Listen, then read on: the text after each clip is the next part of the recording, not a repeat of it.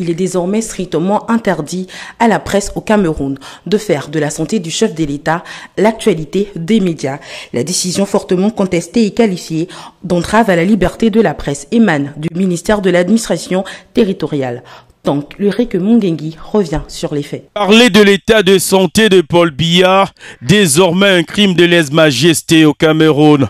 Dans le viseur des autorités, la presse dite libre et indépendante, qui ces derniers jours avait pondu une kyrielle d'articles et de reportages interrogatifs sur l'absence de l'un des doyens des chefs d'État africains aux deux dernières grandes messes mondiales, le sommet du Conseil de sécurité de l'ONU et celui de la francophonie. En effet, disparu des radars, la santé du chef d'État âgé de 91 ans avait alimenté les débats, malgré les assurances des autorités pour qui Paul Biya serait en bonne santé. La presse, pas du tout rassurée, n'a pas lâché du lest. Et pour la museler, le ministre de l'administration du territoire sort l'argumentum baculinum, cette note datée du 9 octobre, qui instruit au gouverneur de région de mettre sur pied des cellules d'éveil pour traquer les récalcitrants.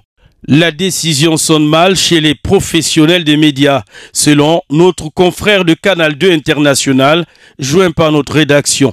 Il y a en cette correspondance du ministre de l'administration territoriale Paul Atangadi adressée au gouverneur de région au moins deux éléments qui pourraient inspirer notre analyse. D'abord, les destinataires. Que sont les gouverneurs de région? Ce sont les garants de l'ordre public qui ont toutes les manœuvres pour agir contre n'importe quelle initiative sous le prétexte fondé ou pas de troubles à l'ordre public. L'idée est donc de mettre une éventuelle émission sur la santé du président de la République dans cet ordre de troubles à l'ordre public. Recul démocratique, une entrave à la liberté de la presse que certains pourraient requalifier de décision inique, digne des régimes dictatoriaux, surtout venant de membres du gouvernement et non du gendarme des médias. Le combat pour la dépénalisation des délits de presse est encore en cours, que le ministre de l'administration territoriale semble là repénaliser la parole du journaliste sur la santé du président. Cela relève d'une époque très